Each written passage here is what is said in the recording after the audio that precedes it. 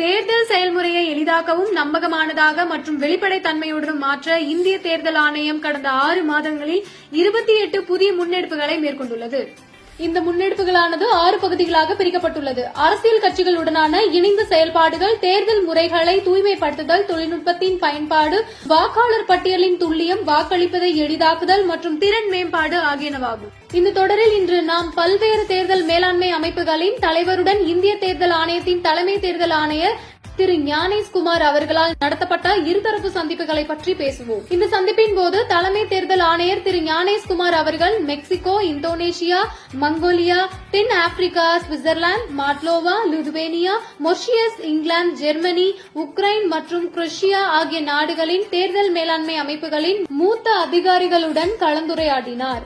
இக்கலந்துரையாடலின் போது தேர்தல் மேலாண்மையில் எதிர்கொண்ட அனுபவங்கள், மேற்கொண்ட புதிய முன்னெடுப்புகள் மற்றும் செயல்படுத்தப்பட்ட சிறப்பான நடைமுறைகள் பற்றி கலந்துரையாடப்பட்டது.